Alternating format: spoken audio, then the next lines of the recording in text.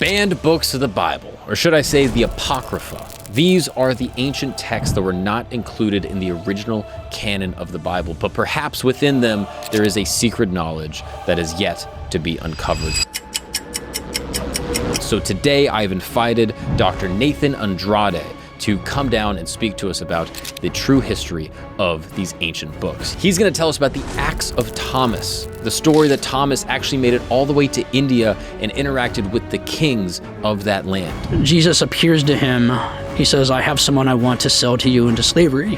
And so they have this transaction, and Thomas becomes enslaved. He's also going to tell us about the Acts of Peter and how he encountered a magical wizard that flew around the room named Simon Magus. There's sort of this trial where they're pitted against one another, and they're trying to demonstrate, I guess, who really has, divine backing. And he'll even tell us about the Acts of Andrew and how the Apostle Andrew came across a city of cannibals. He's going to tell us about all of these books and more. He'll explain everything that's in them and why they were not included in the original Bible.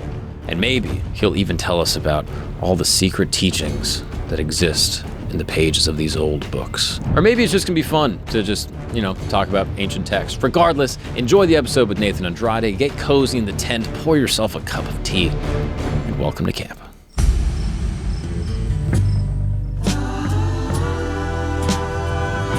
Nate, how are you? I'm well. How are you? I'm doing excellent.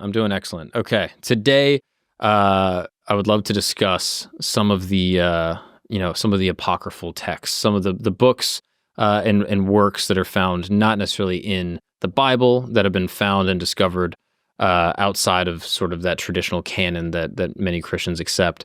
And last time we spoke obviously about the gospel records of the crucifixion of Christ and the trial of Christ.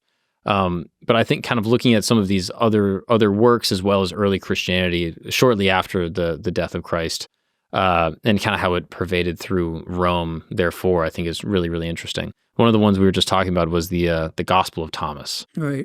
Which has sort of gripped the zeitgeist. Many people are fascinated by this text that claims to hold these bizarre, cryptic, almost like idiomatic phrases and almost riddles that are said to have come from Christ himself. So I'm curious, as far as the Gospel of Thomas goes, what can you tell us about that specific text? Is it a hoax? Is it accurate to ascribe it to Christ, or is that maybe not the case? What do you know about that? Right. Yeah. I mean, it's hard to say a lot about that text, in part because oftentimes when I read about it, I wasn't sure if I was persuaded by what other people have said. Mm-hmm. It's so hard to place because it purports to be, as you point out, the words of Jesus as recorded by an apostle, Judas Thomas, also Didymus, who also, I think is a fascinating figure in early Christianity. Where was the text discovered? Nag Hammadi in Egypt. Okay. Yeah. So relatively recently. Yeah, and I think it's preserved in Coptic. Yeah, and in the 1940s, discovered basically by accident. There are some Greek fragments of it that survive on papyrus, but very small, right? And so there's all sorts of debates about what its original language is, how it dates. How is it related to like the New Testament Gospels?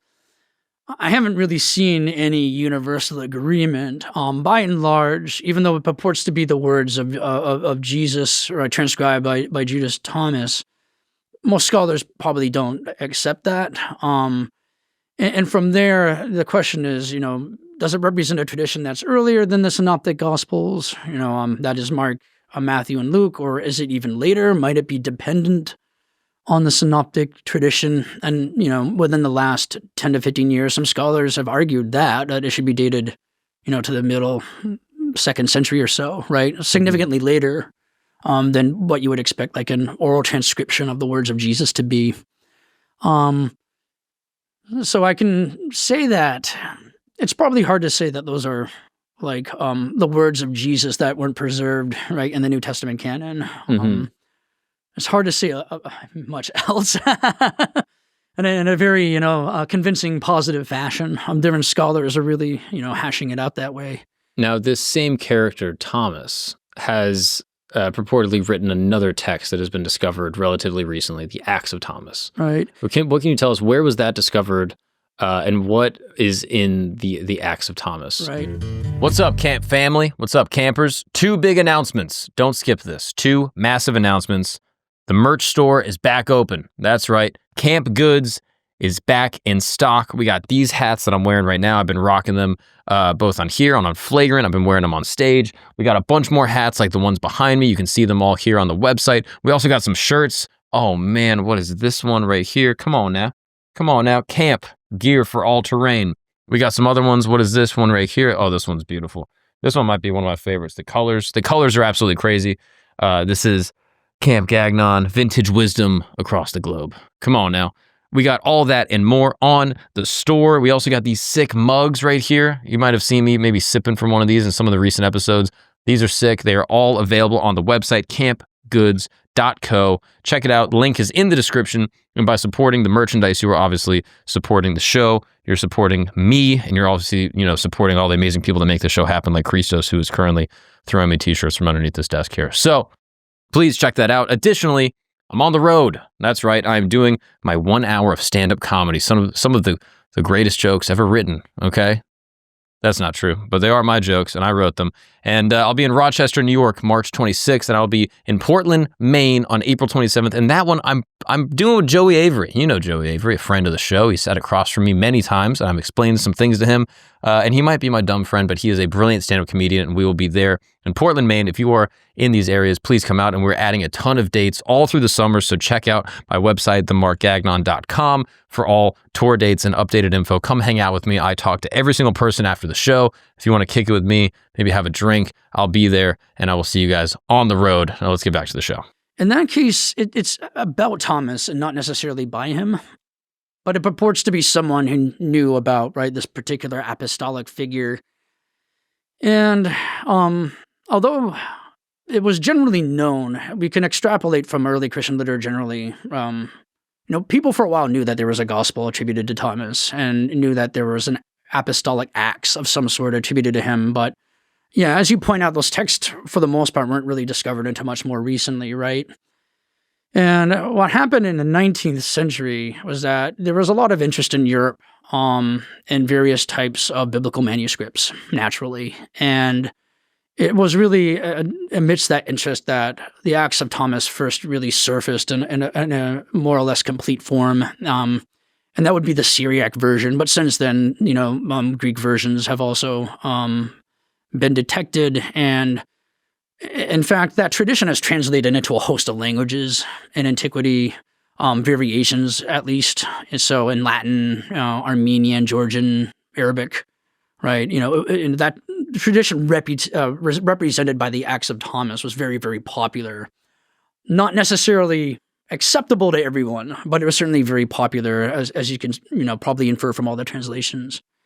But yeah, when it was discovered and people were able to actually read it in totality, really for the first time, it really, purported to be a text about how Thomas ended up preaching in India. Right. So going from, Jesus' crucifixion and resurrection to, preaching in the subcontinent.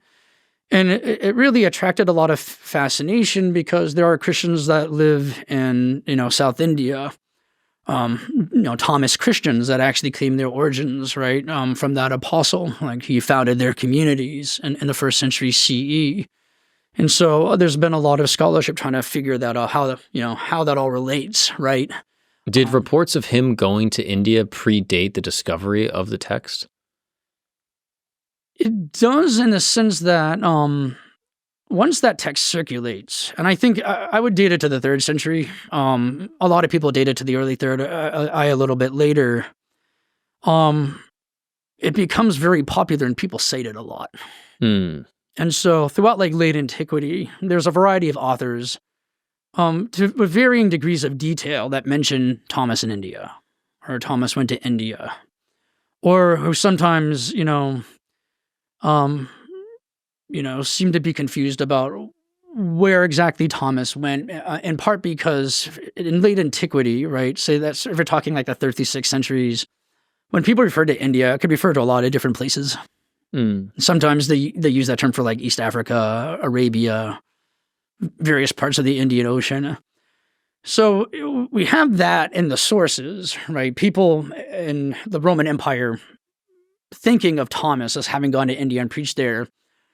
But where they're getting that information is a little bit harder to establish. They could all be getting it from this one single textual tradition, right? Do these proclaimed Christians in South India, these Tamitian, I don't know what you would necessarily call them, I guess the followers of Thomas's message, Right. do they predate the discovery of the text?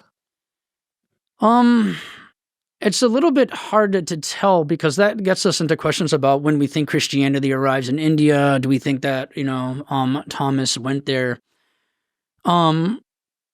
During what we would think of as the medieval period, there are certainly Christians in India, right? And there are various narratives from, say, like the Islamic world and so forth that talk about that.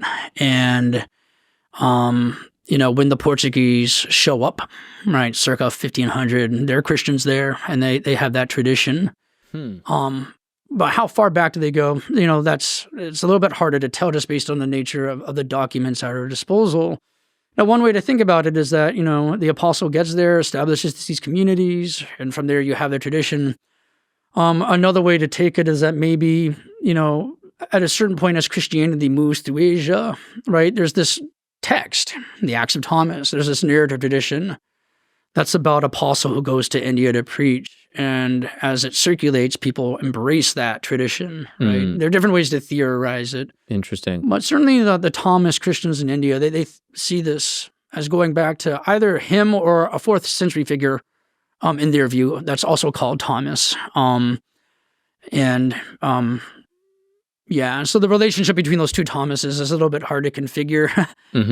Are the Portuguese that land in India, that settle there, are they surprised that there's Christians there?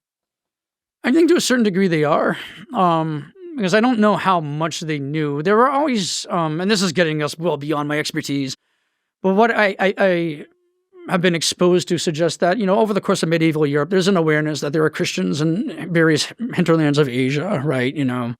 There's traditions about, a certain figure called, Prester John, stuff like that. Interesting. And there's an awareness, especially as Europeans, start to make various pilgrimage to like, Mongol Khanates and stuff like that. They're encountering Christians that, originate from the Persian Church of the East and have a different theology, maybe a somewhat different Bible, but largely the same. Interesting. And okay. yeah. So what's actually in the Acts of Thomas? Like, take us through the details of what is actually written. Right. So what essentially happens is that it's almost in continuity with the Acts of the Apostles from the New Testament, right? So, right, Jesus has recently been crucified. The apostles are trying to figure out what to do. They decide that they're going to preach a message, and they're all going to have like a different part of the world they preach in, and they're casting lots. And Thomas gets India. The author of the text is apparently aware of the way that Thomas is depicted in the Gospel of John, where he tends to be a bit doubtful, a bit non-compliant, let's say, and he doesn't want to go. And what happens is that when he refuses, Jesus appears to him, recently resurrected, and says, you need to go to India, and he refuses.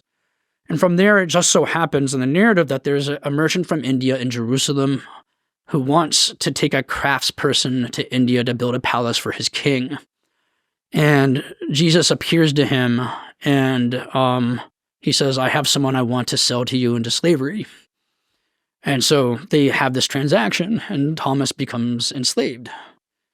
And it's a fascinating sequence for a lot of reasons, in part because it's so strange that in some ways Jesus shows up to someone and seems to be like, I want to engage in a transaction with you. If you imagine maybe Jesus appearing and communicating a big cosmic message or something like that, that's not what happens to this merchant, right? But the transaction, as far as I can reconstruct, is actually it breaks just about every Roman law you can think of, right? Because it's illegal to sell free people into enslavement. And so, of course, for very, very justifiable reasons nowadays, we would never find slavery humorous, right? It's awful and it's despicable.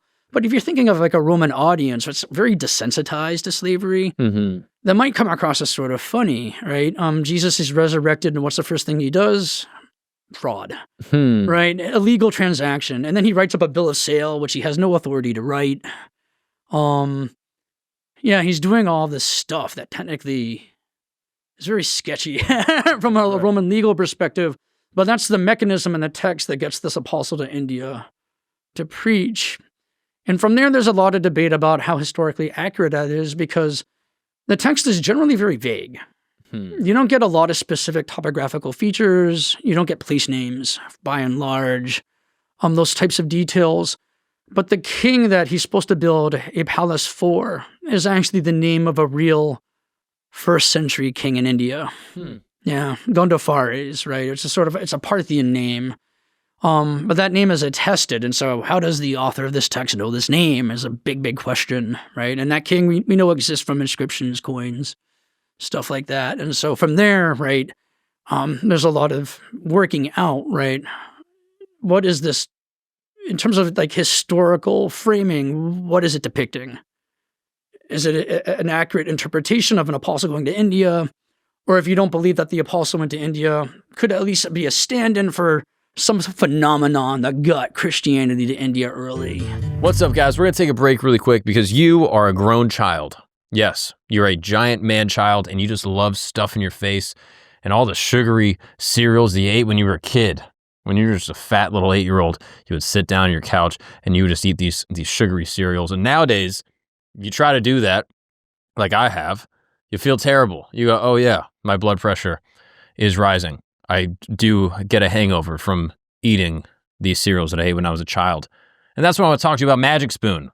This thing right here, freshly opened because I was just engorging myself. Magic Spoon is all the flavors that you love that come from your favorite nostalgic cereals, flavors like fruity, cocoa, frosted. Do those sound familiar to you? Because legally I can't say what they are, but those are the flavors that Magic Spoon has. And here's what's amazing about Magic Spoon. It's the same taste. It's all the flavor packed into every bite from those childhood cereals, but 13 grams of protein, 0 grams of sugar, and 4 grams of net carbs. Yeah, imagine that. 13 grams of protein. This is protein-packed cereal. So instead of being a little fat kid, you can sit down on Sunday morning, watch your cartoons, and get freaking jacked. Yeah. You'll look like Ronnie Coleman or something. You keep on crushing these, you're going to be diesel as hell. So instead of being a little fat boy, you can be a giant, strong man, but still keep your same habits of just sitting down and watching your cartoons. And for the listeners of this program, if you go to magicspoon.com/camp, that's right, magicspoon.com/CAMP, you're going to get $5 off your next order. $5 whole that you can save and apply to therapy for figuring out your disgusting, twisted childhood of stuff in your face with processed sugars and red dye 40 and stuff like that. But with Magic Spoon, you don't have to worry about any of that stuff. It's all good. 13 grams of protein, none of the sugar, 4 grams of carbs. Get it today. Magic Spoon on Amazon or at your nearest grocery store. Or you can go to magicspoon.com/camp, C-A-M-P, for $5 off. Now let's get back to the show, you fatty. What's up, guys? We're going to take a break really quick because I need to tell you about how you are potentially entitled for some compensation. That's right. You may have been injured without even knowing it. And I think statistically, most Americans have been injured by this. We know that our food is poison. Many of these companies, these massive conglomerates, are pumping our food with stabilizers and gums and other processed chemicals that are illegal in most other countries. But for some reason in America, they are fully legal, and they are allegedly causing many health problems. That's a very small alleged. I actually just read a book about this, ultra-processed humans. It's fascinating that the processed chemicals that are going into our foods are terrible for you. I mean, if you were to take a baked cookie and a cookie that's filled with processed preservatives, even if they have the same exact nutritional profile, the one with the preservatives and all the gums and stabilizers and ultra-processing chemicals is going to be worse for you by a far, far margin. So, if you have been exposed to many of these ultra-processed foods, they've been known to be addictive, they've been known to target children, and they can potentially cause chronic diseases such as type 2 diabetes, fatty liver disease, both of which were unheard of 40 years ago, but now affect the lives of thousands of children. It looks like the people over at Morgan & Morgan are fighting for the people once again. That's right. Morgan & Morgan, America's largest law firm. I mean, they have, handled thousands and thousands of cases, recovered billions of dollars for their clients, and now they are targeting the ultra-processed food giants of the world, okay? So if you or your child has been diagnosed with one of these diseases that I mentioned before, you may have legal options. They have helped thousands of families seek justice against these big corporations, and they are ready to fight for you as well. So if you are interested, go to forthepeople.com/Gagnon. That's right. That is forthepeople.com/Gagnon. If you're interested in potentially hearing more about the way that these companies can be affecting you and your health and the health of your family, and how you may be entitled for compensation because of that. Now, I do have to disclose this is a paid advertisement. Now, let's get back to the show. Interesting. Right. Does the text say anything about Thomas's work in India? Like, what was he doing there? Obviously, he's now sold into slavery, but does it talk about him, assembling other followers? Yeah, it does actually. And so what he does is that he gets there and he starts working on this palace.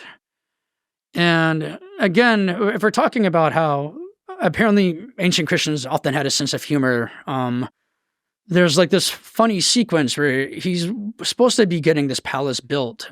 And as we sometimes hear contractors doing, right, he's going way over budget and he's way over scheduled. And he keeps saying to the king, I need more money. But whenever he gets it, he distributes it to the poor because that's what good apostles do, right?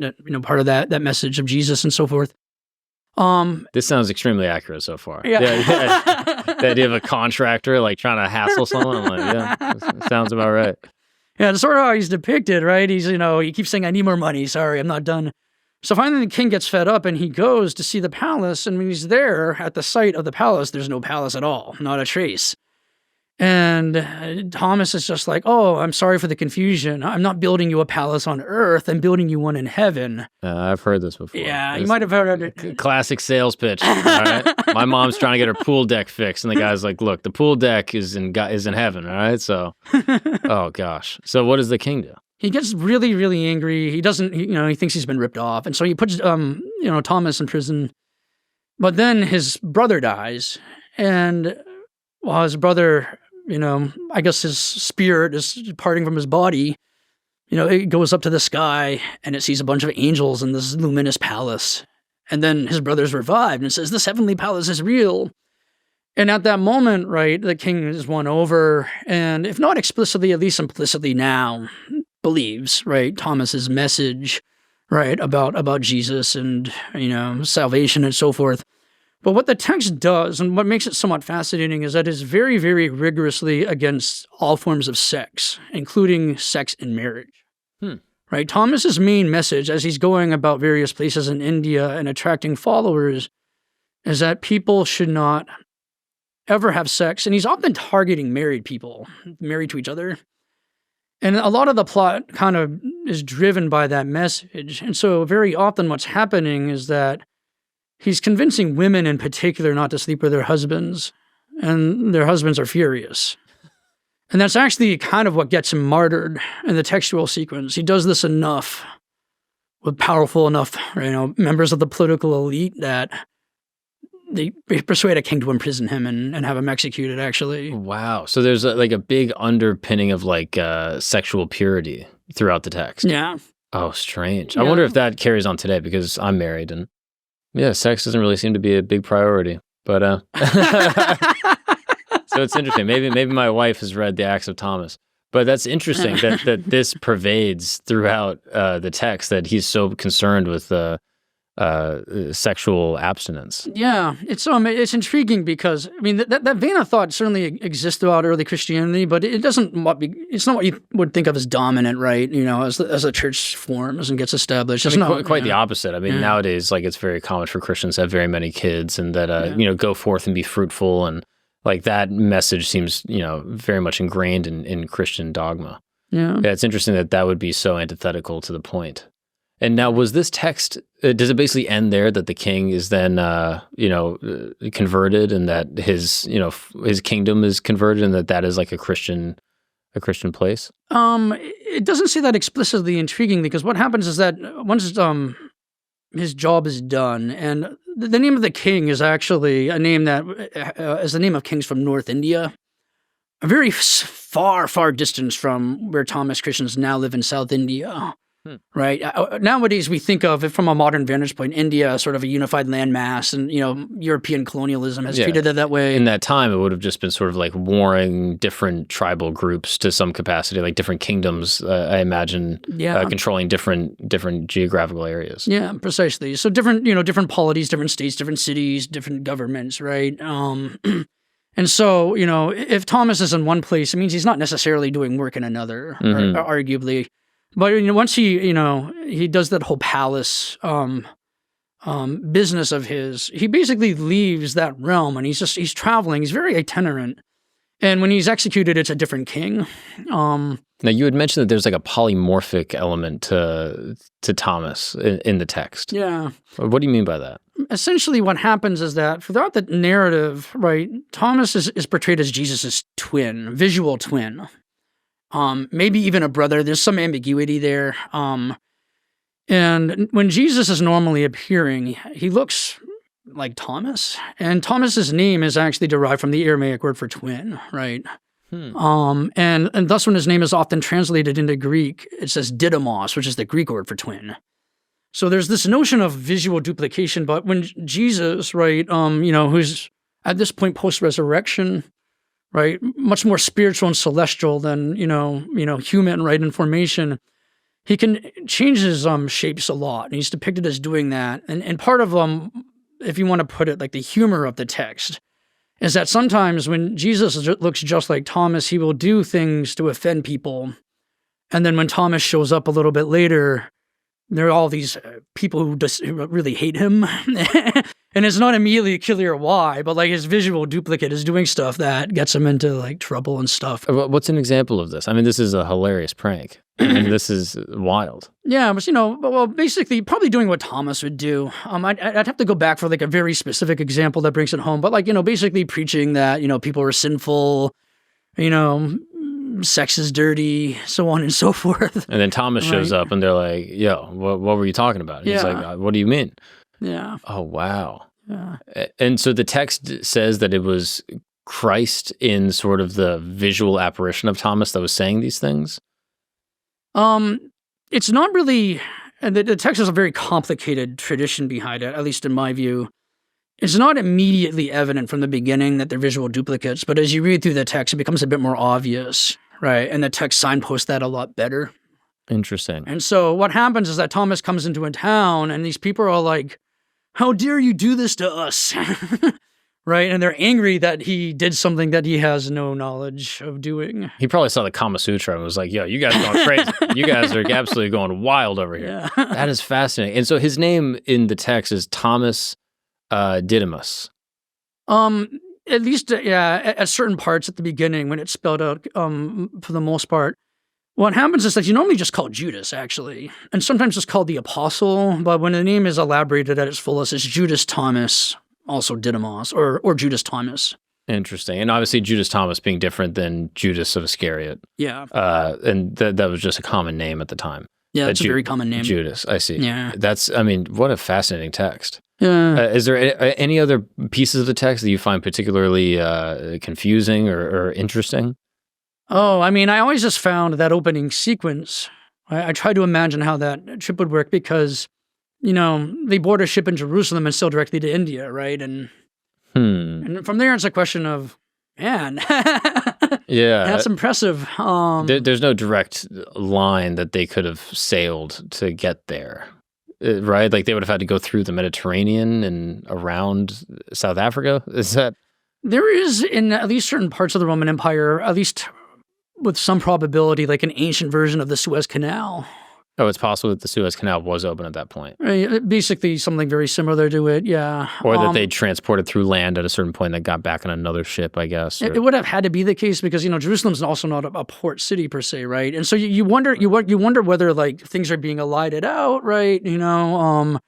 Whether they went to the coast and got on in a ship, and that just doesn't get narrated that way precisely. What a bizarre text. Yeah, it's fascinating, and so I often found that to be, one of the remarkable things about it. And when I've done work in the past and trying to figure out how Christianity, right, is traveling across Asia and how Christian communities are being established, a big question is, how does this text relate? What does it mean, right? How do you do history with it? And because of questions like this is very, very hard. Right. Yeah. So would this text have been available to the early church fathers as they were sort of establishing the canon? Yes. Oh, Yeah. really? So it's possible that they actually considered this like at Nicaea or a different council and discarded it from being a part of the canon. Yeah, basically. In my view, the text might have been composed just late enough, depending on how it circulates, for people not really to be aware of it quite by like the early 4th century. But certainly over the course of the 4th century, as they're still thinking about what that canon is, they do know about it. And there might have been a precursor to it that's Laws that focuses on Thomas and Parthia, basically like the Iranian world. And the reason why we say that is because when, the patristic texts first start to talk about Thomas as having preached somewhere, being martyred somewhere, and so forth, they often refer to Parthia. And so like Eusebius, I'm not sure if you're familiar, he wrote some very important, he wrote an important church history at around the year 300. Right, he's aware of a tradition that Thomas went to Parthia, for example, and things like that.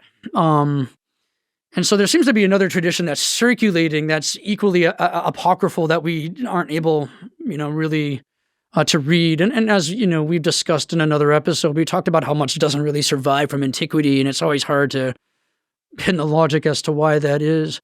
But in the 4th century, what happens is that it gets marked as a text that really shouldn't be in the New Testament canon. Like Augustine of Hippo has a lot of disapproving things to say about it. Oh, really? For example, yeah. And what specifically does he highlight? Like the idea that Christ would sell into slavery, things like that? I think the theology troubles people, for one thing, right? Because at that point, a lot of the people who are running, church institutions, they accept that, yes, asceticism is great, being celibate, being a monk is great, but it's not sinful per se to get married and reproduce.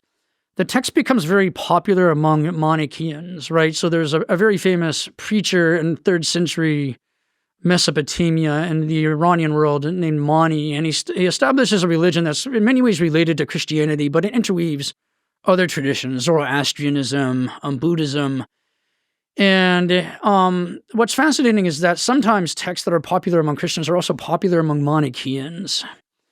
And, Augustine was once a Manichaean, actually, right? Before, he left that particular movement and became, right, a Nicene Christian. And I think sometimes when a text is very popular among Manichaeans, it can sometimes elicit, right, suspicion. From, church authorities who don't want other people reading it. Interesting. Yeah, but the theology is different, right? Its moral message is different. And yeah, it gets a circulation among people that someone like Augustine would have defined as either heretical or not Christian.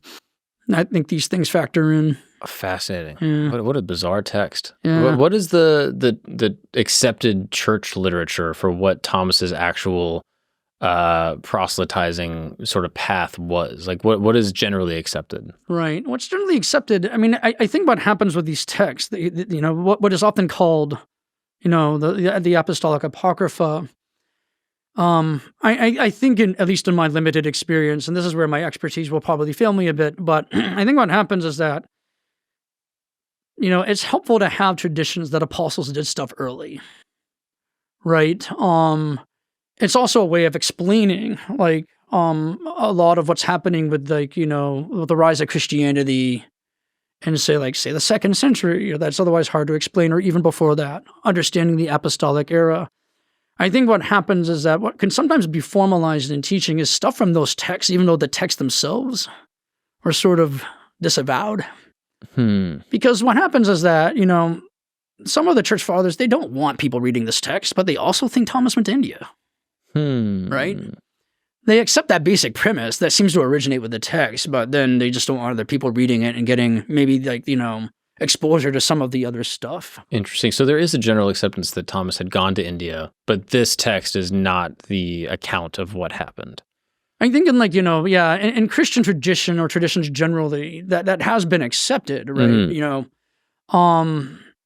In terms of a historical faith standpoint, right? Thomas is the one that went east. And if he didn't go to India, he might have went to places that could be construed as India, Ethiopia, stuff like that. Yeah. Interesting. I think that tradition gets accepted in the same way that, a lot of Christian traditions accept that, Peter was the first pope, even though that's also to some degree something that's more espoused by Apocrypha traditions, right, than what's strictly speaking in the New Testament.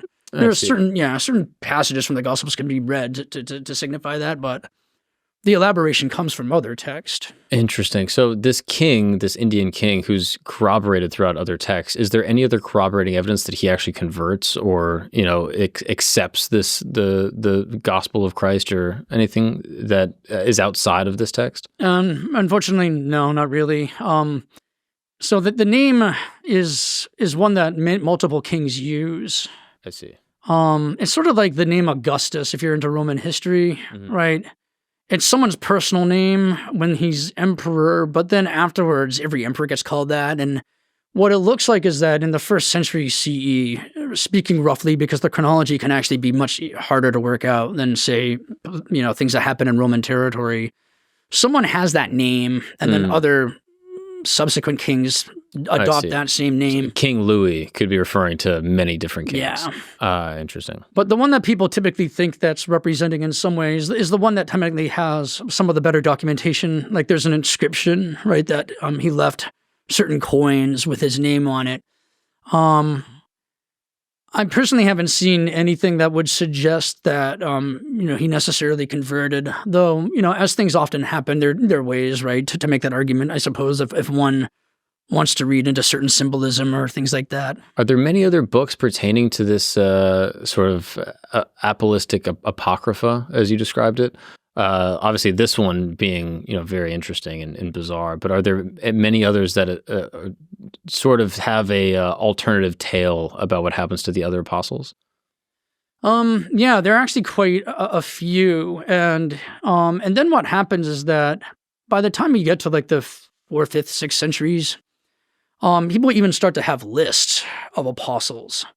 Right, and so technically, they're almost, for lack of a better way of describing it, almost Cliff Note versions of what the Apocrypha say. So someone would write a text, and they'll have like where all the 12 apostles were born, preached, and died.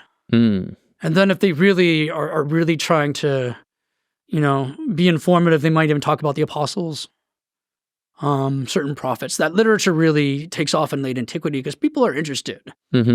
And a lot of these, cliff notes, they're really derived from the Apocrypha, right?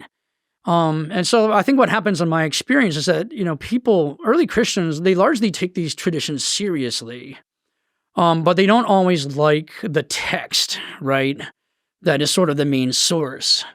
And I think what they do is they sort of sometimes try to isolate one from the other. I see. Right. So they're accepted sort of in like oral tradition, but they're not a part of the canon, but they inform our view of history, but don't really read into it too closely.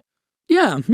And so, for example, you brought up the papacy of Peter, which I've heard throughout the Gospels. Like Christ sort of says, like, upon you I'll build my church. Like you are the rock. Petros. Like you were going to be the foundational church father. But are there other apocryphal texts that reference Peter becoming the first pope, quote unquote? Yeah, there are apocryphal texts that basically they associate Peter much more closely with Rome, preaching there, being martyred there, and that's in the texts that are typically called apocryphal because people don't know what else to call them. And what are the names of those texts? Acts of Peter. Okay, stuff like that. So the Acts of Peter, similar to the Acts of Thomas. Yeah. Interesting. And do you know much about the Acts of Peter and what's in there? Is there anything that's bizarre or unusual in the way that the Acts of Thomas? Yeah. I know a little bit, I would say less just because my scholarship hasn't gone in that direction, but I can certainly say a few things, right? There's one text called the Gospel of Peter. It survives partially, although we know that people were reading it in North Syria around 200 because that author I mentioned earlier, Eusebius, talks about it. And he knows someone, or he knows of someone who discovered this gospel and that people were taking it seriously. And a part of it survives, and it actually has a narration of Jesus' crucifixion, right? The topic of, another one of our conversations. that actually, really shifts the agency from people, from Roman authority to people in Jewish society. Like they play much more prominent role. Mm. And if I recall correctly, even Herod Antipas is involved more heavily too, right? And I think in the Acts of Thomas, one of the main things that happens is that he's debating oftentimes someone, if I recall correctly, someone named Simon Magus, who's sort of Is it Acts of Peter or Acts of Thomas? I'm sorry. Acts of Peter. Okay. I should have said. No, Yeah, all good. Yeah. I just want to make sure I'm tracking. Okay, Yeah. so he references who? There's a tradition of that Peter had this debate with someone called Simon, who, if I recall correctly, has maybe traces in the Acts of the Apostles or something. And that person's depicted as like a conjurer. I was just reading about this Yeah. guy, but his name's Simon Magus. Yeah. And he was able to levitate and do all sorts of miraculous things. He was like a witch, basically, or like a warlock or something like that. Yeah. And this is written about in the Acts of Peter. If I recall correctly, certainly in one of the texts, right, associated with Peter's, apocryphal tradition, so to speak. Wow. Yeah. And what does he say about it? Christos, would you actually mind pulling up the Wikipedia for Simon Magus? This guy is fascinating. I was just reading his Wikipedia the other day. I was like, this is wild. Yeah. And so what is there to say about that in the Acts of Peter? Yeah, I mean, I don't remember anything too vividly, to be honest. They have a debate. There's sort of this trial where they're pitted against one another, and they're trying to demonstrate, I guess, who really has, divine backing, right? Oh, wow. And Peter predictably wins because he can do everything Simon does or undo everything Simon does. Oh, interesting. Yeah. Okay, let's take a look. It means magician, Simon the magician. Yeah. He's a religious figure who confronts Peter in the Acts of the Apostles. The act of simony, or paying for position, is named after Simon. No, that's right. Yeah. Oh, wow. I forgot about that. That's fascinating. Okay, this is fascinating. So Justin, he's a native of Samaria. The apocryphal works, including the Acts of Peter, Simon appears as a formidable sorcerer with the ability to levitate and fly at will. He is sometimes referred to as the Bad Samaritan. Huh, that's funny. Yeah. I heard that. I like that. Yeah, the clever. Bad Samaritan, due to his malevolent character. Yeah. Wow, this is fascinating. And this is a part of, I guess, like a Gnostic tradition, as it says here. A lot of the like apostolic apocrypha, they often are thought of as having Gnostic leanings for various reasons. Scholars, debate this and what it means for something to be Gnostic. Mm-hmm. I'm no expert necessarily on ancient Gnosticism, but sometimes it can be ascribed to all sorts of different texts and worldviews, and then sometimes hard to spell out, right? Whether a text is really Gnostic or not. But yeah, right. But that concept is often associated with a lot of apocryphal gospels and. Right. I guess a Gnostic text would be something that kind of reinterprets or undermines perhaps like the divinity of Christ or God, but still sort of accepts some of the existence of these characters. Is that fair to say? Yeah, along those lines. For me, I think usually when there's like that emphasis on something being Gnostic, it reflects a certain worldview that, like, to really know the cosmos, right? It's from the Greek word for knowing, gnosis. Certain people have this knowledge that other people don't have, right? It may even be somewhat predestined to have it, right? And I think very often when people are classifying texts, if they fall within that spectrum, right, they might, talk about it as being Gnostic, but if they don't, right, they don't. Interesting. Yeah. Wow. I mean, these are fascinating, these other apocryphal texts. It says here in the Acts of Peter, the hostile crowd then stoned him. He's great. Oh, wow. I mean, this is fascinating. If you don't mind, I'll read this. No, by all means. I have to go back to it myself. It's been a while. This is great.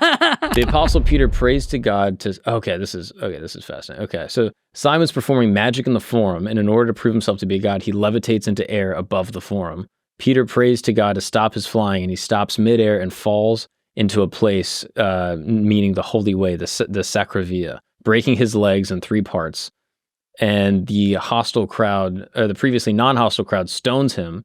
Now gravely injured, he has some people carry him on a bed at night from Rome to Aricia, and is brought from there to a different place to a person named Castor, who has been banished from Rome on accounts of sorcery.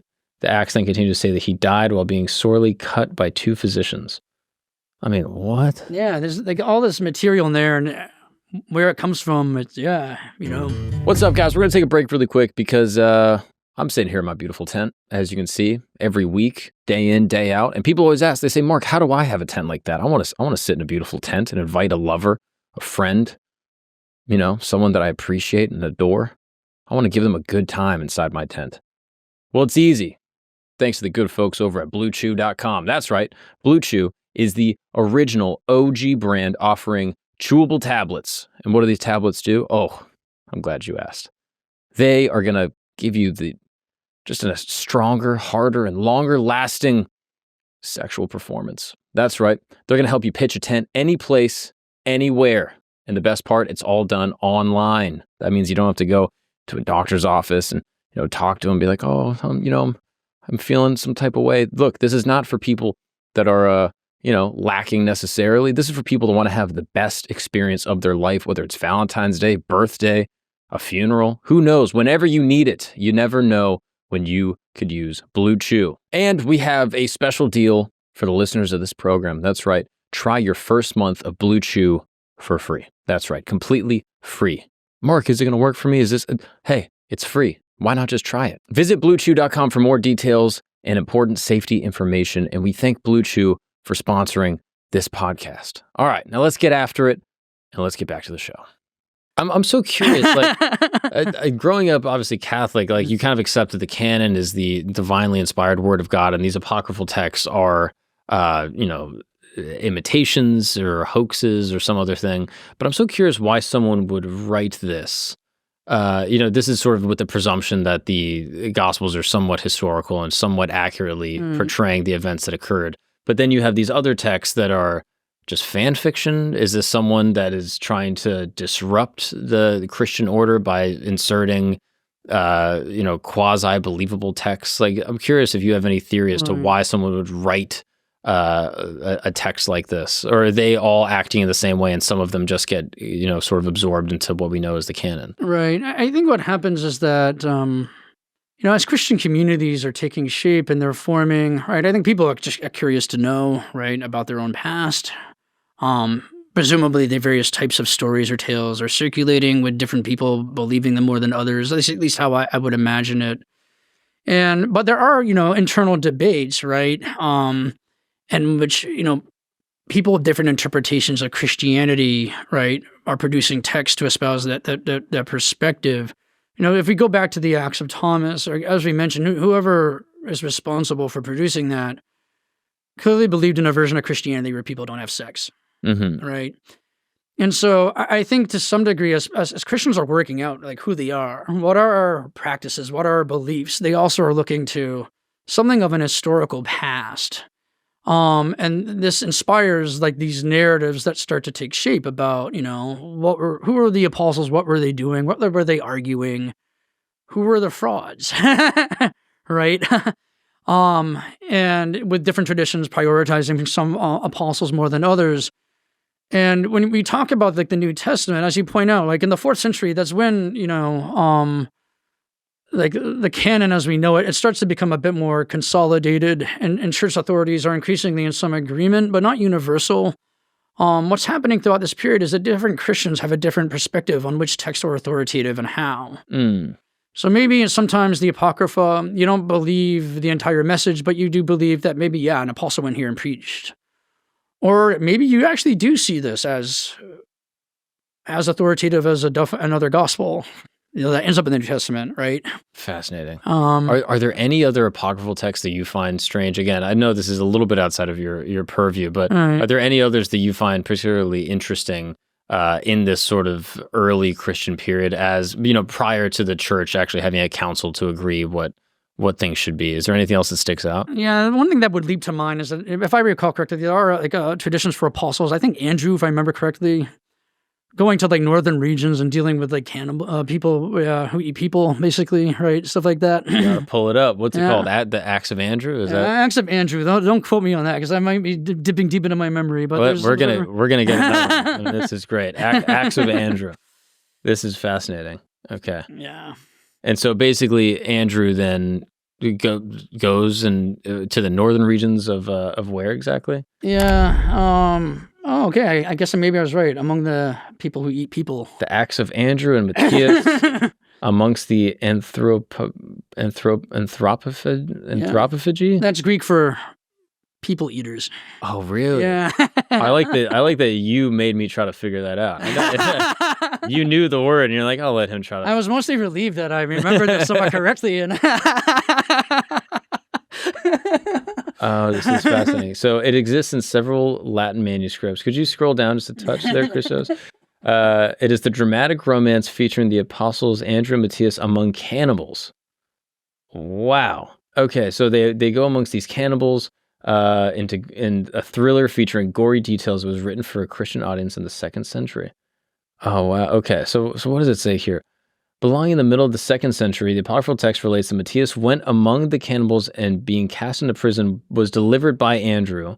It is considered to be a romance and is understood to have no historical value. yeah. Heinz Hoffmann classes it as secondary apocrypha and is derived from other apocryphal sources. Ghoulish man-eaters remind Hoffmann of the killing of Socrates by the witch Mero in Metamorphosis. I mean, fascinating. I'm just again constantly just so interested in these texts and like why they arise and what they mean for the people of the time. I guess they read this almost as like a fan fiction, like this one specifically, or do you think any of them read this as like a proper historical text in that time? I honestly do not know. I think all of these are possibilities, though. And if I recall correctly, in some of those like Cliff Note versions I've told you about, Andrew's I think described as going right to some northerly region, consistent with that textual tradition. Wow. And so there's just a lot of material like that. I mean, and how it's supposed to be read is a fascinating question. And what northerly region could this be? Is this like in Western Europe?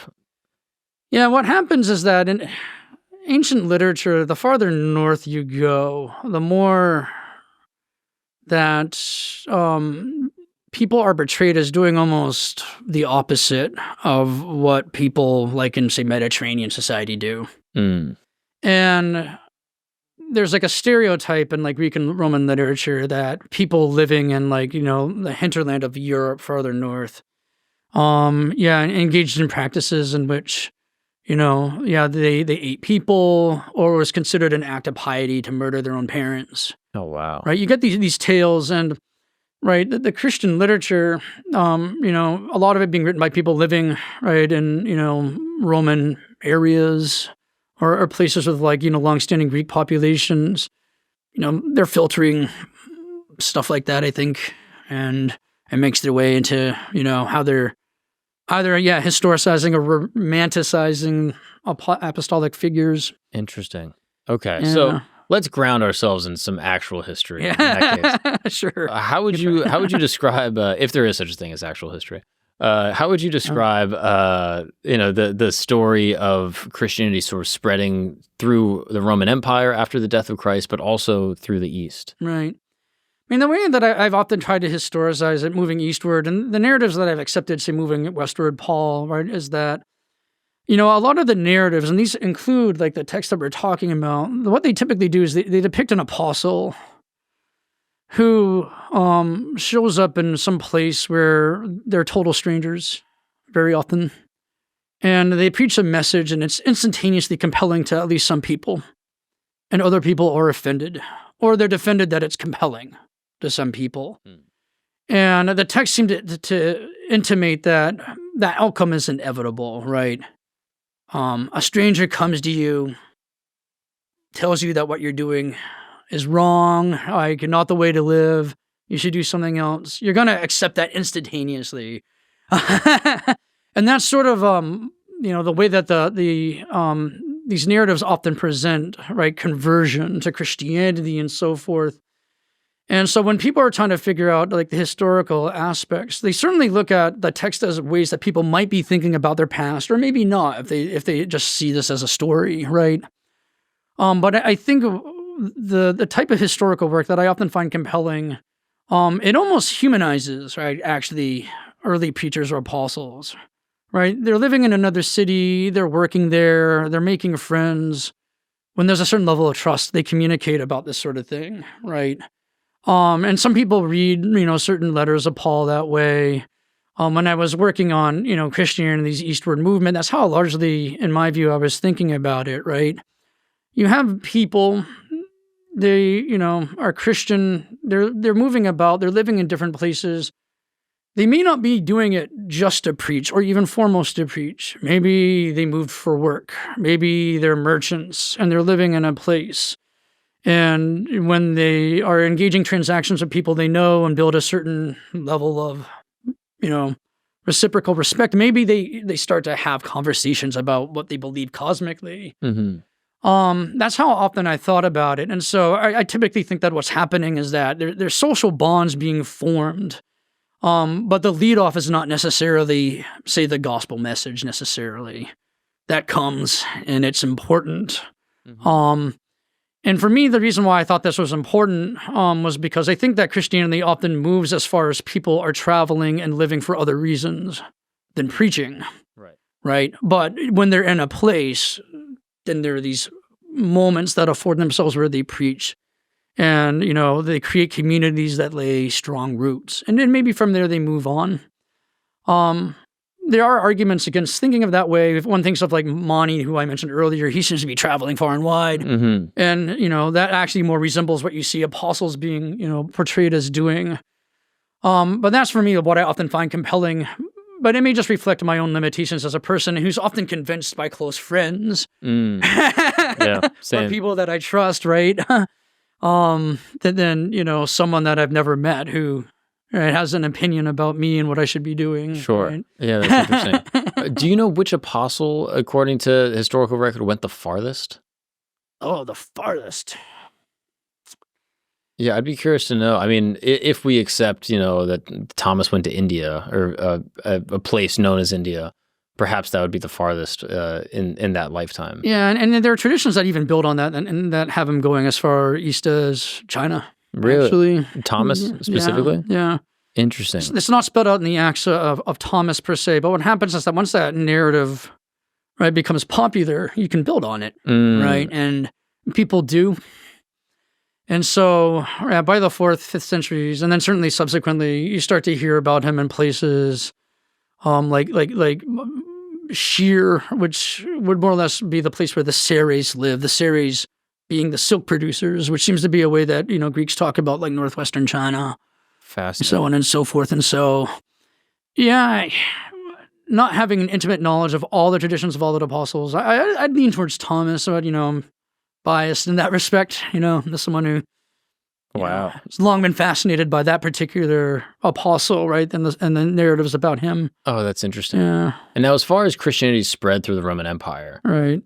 Like shortly after Christ's death, I imagine, based off what I've heard, that there was a lot of persecution of Christians. Right. How does that, come to be? What does that look like? Like, what do early Christians, what are they doing that leads them to be persecuted in that way? Right.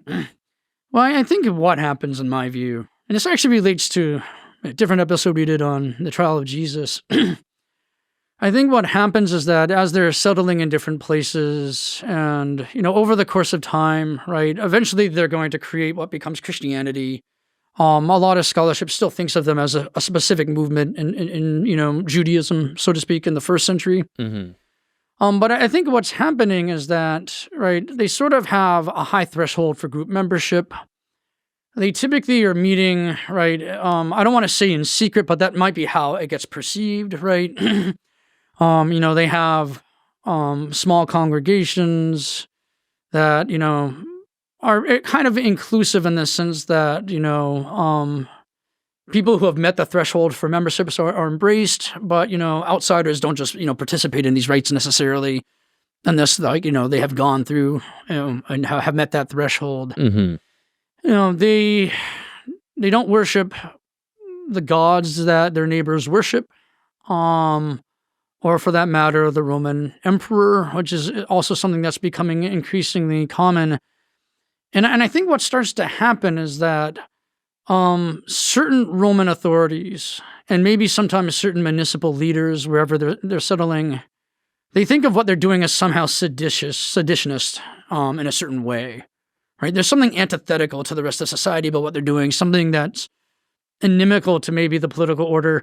What's intriguing, though, is that, and this relates, I think, to that other conversation about the trial of Jesus, different governors seem to have different opinions about this, right?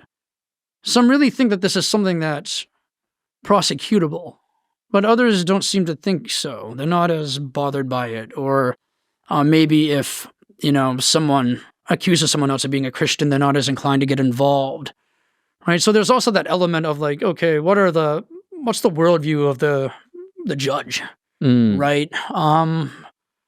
What is their sort of, subjectivity in terms of how they understand things and how they understand Christians? Some of them might think of them as different, but maybe not doing anything that's actually criminal. And that's what, Christians are always arguing. You're treating us like criminals, but what is our crime, right? Was freedom of religion accepted in the Roman Empire up until this point? In the sense that there was certainly a very high tolerance for pluralism and little expectation of universal conformity to much of anything, right? And except the emperor. There had to be reverence for the emperor. Yeah, but even then there were exceptions, like, Jews weren't expected necessarily to worship the emperor per se. They might, when the temple was active, do sacrifices on behalf of the emperor. If there's like, say, a city is celebrating, like, I don't know, a municipal festival, like to the city's gods and the emperor, right? If you just don't go as a polytheist, no one's necessarily going to care. And I've had some fascinating conversations with some, wonderful scholars really about this issue, right? It's intriguing that when Christians don't do this, it becomes somewhat more important because to some degree, if you don't show up and participate, you're not necessarily being, put on a blacklist or something like that, right? Maybe it's different if you go out in public and say, these gods are not real or something like that. Right. And maybe to some degree, that's what Christians are associated with. But yeah, what happens is that, there are these moments where Christians are prosecuted and executed, and their crime is by all appearances being Christian, although sometimes that might be folded into other things, like, a very notorious episode under Nero, whose historicity has been recently debated, but most still think that something happened to believers in, Jesus Christ at that moment, right? But what essentially happens is that I think, or as many scholars I think agree, as the Roman Empire moves forward, there are moments of what Christians certainly are experiencing as persecution, and they certainly are prosecutions and executions. And, their crime, so to speak, is sort of ill-defined because it's about who they are, not necessarily an act they've done, right? Right? Can you be a murderer without committing a murder? It's an interesting philosophical question. The Christians are like, what of our crime? You're saying we're criminals, but you haven't defined a crime necessarily. But what happens in the 3rd century, for various reasons, there is an effort to get people to participate in common rituals. And when Christians don't do it, they stand out a lot more. And that's when you start to see moments that are more uniformly hostile on the part of the Roman state. Interesting. Yeah, I wonder if there's anything about the sort of Christian tradition at that time that caused any issues, like the teachings of Christ or like communion or anything like this that the early church was doing that Romans kind of balked at, that they thought was bizarre. Yeah, I think you're right.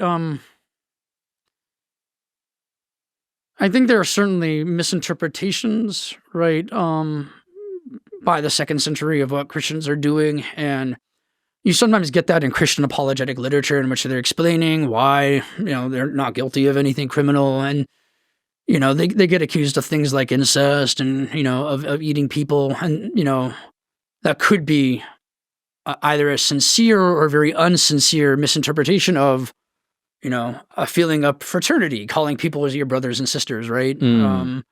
Eucharist, right? Yeah, so they get accused of doing things that Romans, or at least some Romans, think of as basically very antisocial behavior, and of course doing it, right, where people necessarily can't see them doing it, right? And there seems to be something subversive about that. And, when you combine that with a tendency not to see the Roman emperor or other gods that protect a community in the minds of a lot of polytheists, right, as gods, or as, needing worship or needing to be, appeased or placated or won over, or however you want to frame that. I think it does expose them to like a lot of suspicions. And as a result, right, we start to see these situations where identifying as a Christian somehow becomes a prosecutable offense if you're accused of it and acknowledge it. And they're put to death in sometimes remarkable fashion. So I've been told that, there'll be public executions and gladiatorial type death rituals. Is that true? Yeah, I mean, insofar as we're able to historicize the phenomenon, certainly, right? People can debate like whether any, say, martyr act actually happened or not, and they do. But there is a strong weight of textual tradition indicating that the executions of Christians happen in, Roman blood sport, because that's actually a place where Romans did execute convicts, right? And, if, say, Christians are being convicted of a serious criminal offense in the minds of a Roman judge, right? If they're willing to take it that level, and again, not all of them do it, but if they're willing to take it that level, that would be one place where, right, a very visible public punishment would happen. Interesting. Yeah. Wow. Now, who is the, I know Constantine, obviously much later, kind of, after an infamous battle, he and purportedly some of his, soldiers, see this apparition. Some suggest it's a cross in the sky and, has this, powerful conversion. But prior to Constantine, were there any high-ranking or powerful Roman leadership that convert? Or is it really with Constantine that you see like a full-fledged conversion of the Roman Empire? I think if we're talking about the history, it really is Constantine that we're talking about. Now, over the course of late antiquity, Christians do sometimes talk about other emperors who allegedly converted, though that's not commonly accepted, and they're, and again, that might be just things invented in Christian apologetic literature, right? And so when we're talking about Christianity and like an emperor who converts, Constantine's who we think of, especially if we're talking about public acknowledgement, right? Yeah. Oh, that's interesting. Yeah. And then as far as apostles and sort of proselytizing outside of the Roman Empire, going east, did they have an easier time? Like, or were they subject to the same type of punishments and, death? They are exposed to prosecution and execution to a certain degree. The scale gets debated, but what happens is basically there are moments in the 3rd century where as the Sasanian Persian monarchy is sort of, in a sense, organizing, right, or Zoroastrian priestly hierarchy, there are moments in which there's an interest in at least, Christians recognizing a certain subordination, right, to Zoroastrianism. And by the 4th century, what happens is that there are some executions under a king named Shapur II. And those executions are portrayed as being very widespread and about trying to eliminate, Christians or Christian communities. A debate, though, is like to what degree these are based on what's happening to Christians under the tetrarchs, right? Because once the tetrarchs really engage in large-scale persecutions of Christians, at least in certain parts of the Roman Empire, right, Christians produce a literature in which they depict members of the tetrarchy as doing awful, awful, awful things, and that circulates. And so there's a tendency after that for Christians, when they historicize being persecuted, right, they return to that template. But there are moments in which at least Christian clergy people, right, are being executed in the 4th century. Why is somewhat debated. Is it an effort? Is it because the Persian monarchy doesn't think people should be Christian, or is it for like a specific offense other than that? Right? Disrupting tax collection being one thing that people explore. But the short answer is yes and no. So what happens in Persian territories is that the Christians by and large are patronized as one of the communities of that empire. And the imperial model there is that there are different peoples with their own traditions. They're embedded in a very, diverse hierarchy, and they have to do certain things to be good subjects, but largely your traditions are your traditions and you practice your traditions, right? And that seems to be the way that the Persians approach it, but there are moments where, Christians do get executed. And you're definitely not supposed to convert a Zoroastrian to Christianity. That's often deemed to be something that's very prohibited. Oh, right? interesting. Yeah. Yeah, I've heard about Zoroastrianism. I know it to be, one of the oldest faith traditions that's, I guess, known. Hinduism and, Zoroastrianism typically are dated to be some of the oldest. And it's interesting that it was so widespread throughout that part of Persia at that time. Did Christianity ultimately change that, or was it Islam that came in later that kind of took out Zoroastrianism in that area? Right. I mean, essentially, Zoroastrianism is sort of among, say, like the political elite, is sort of the dominant religion. Although what happens is that, Christians and Jews in Sasanian Persia also become very prominent. And as they increasingly get state patronage, right, there's a lot of coordination among those different faiths. And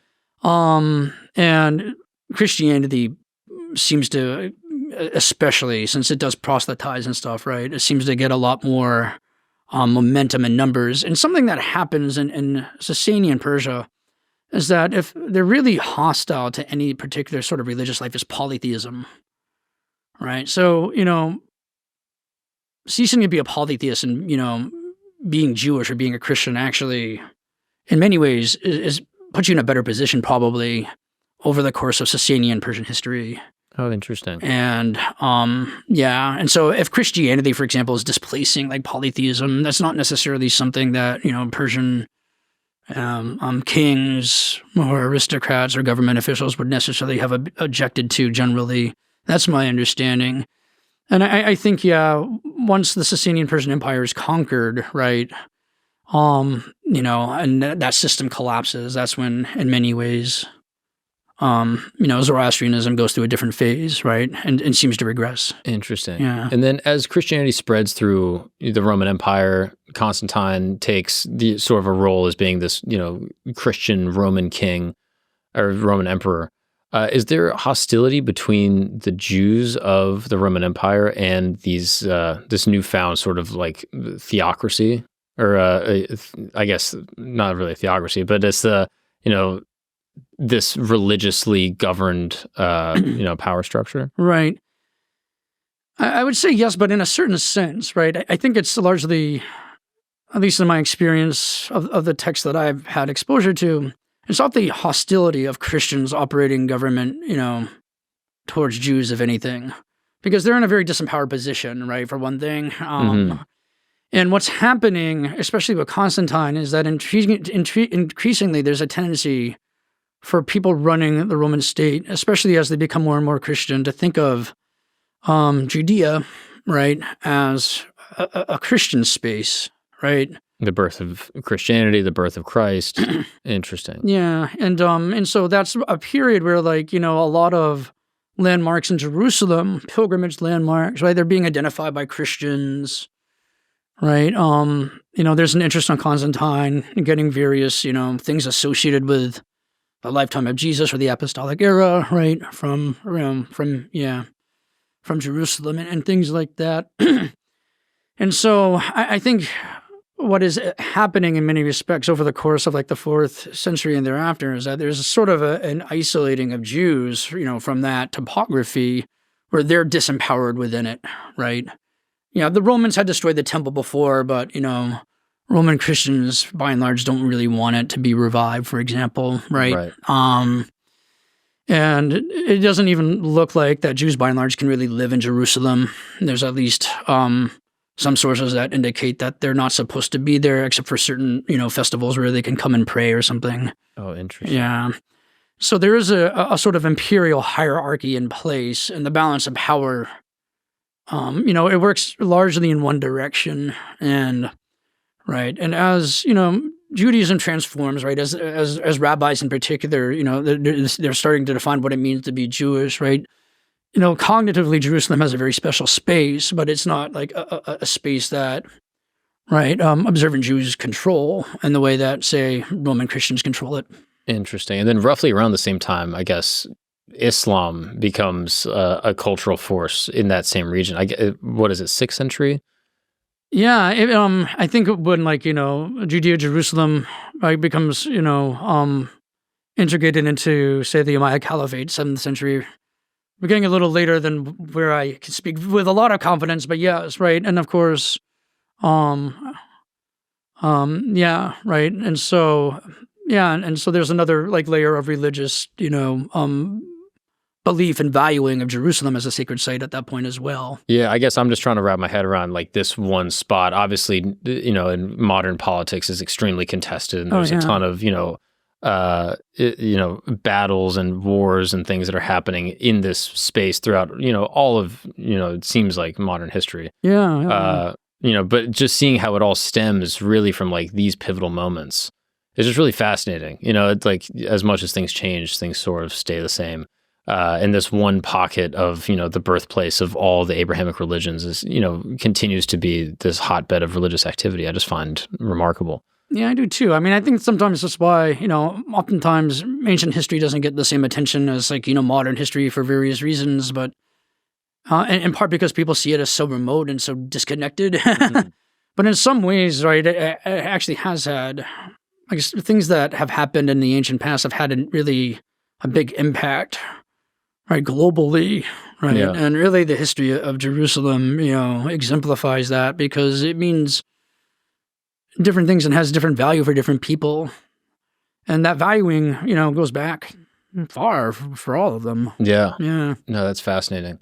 I'm curious, are there any other pieces of Roman history as it interplays with, early Christianity that you find particularly interesting?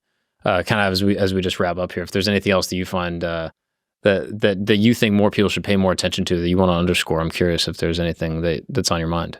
Oh, that people can pay attention to. I actually do think I think knowing the history of the ancient Middle East, including the periods that we've been thinking about, actually can be very important and helpful. And I think it's actually a very important part of a civil dialogue, right? About, human rights and avoiding awful acts of mass atrocity and finding shared spaces in which people can live, mm-hmm. right? I do think that actually factors in, which is, especially in the last year and a half, I've been thinking a lot more about how I teach, mm-hmm. right? The Middle East and antiquity, right? Because I do think it's important to think about, and I think its entire history is important to understand, and I think that it's a collaborative enterprise that people have to engage in earnestly, mm-hmm. right? Yeah. Well, as someone that's fascinated by history, specifically, this time period, I would love to one day go to Jerusalem and, see the site and see where, so much of the way we understand the modern world was sort of birthed, right? This the tiny little plot of land that has had such a massive, global impact. Yeah. And hopefully as things, become more peaceful in the region, that'll become, more available. But yeah, it's a fascinating little, place where so much has happened. And, Rome certainly plays a big part in, how all that, went down. So yeah, Rome did have that impact. Yeah. Right? It does reverberate in its own way. Yeah, right? Absolutely. Yeah. Well, this has been fascinating, Dr. Andrade. I really appreciate you, sitting with me and going through all of this. This has been wonderful. Oh, it's been a real pleasure. Thanks so much. I really enjoyed the conversation. Absolutely. And I've learned a lot today too, actually. I'm shocked. Genuinely, I'm shocked. Well, thank you so much. Appreciate it. Let's do it again soon. If you've made it to the end of this episode, that's because you rock with us. And for that, we rock with you. You are sophisticated. You enjoy honest, true communication, a highbrow type of person that understands this. History is not just dates and names. It is a tapestry of human triumph and tragedy. From the day Nostradamus made his first prophecy to the morning Paul Revere took his midnight ride, from ancient oracles to modern revolutionaries. That is why I need you. If you have not already, please sign up for Today in History, our free newsletter. Today in History brings you the stories that matter, the moments that changed everything, and the secrets hidden in time. Join thousands of history enthusiasts who get their daily journey through time. Don't let another day of history pass you by. Take the conversation to your inbox. Sign up now through the QR code or link in the description. Today in History, because history's stories shape tomorrow's world. Thank you for watching the episode. We'll see you next time.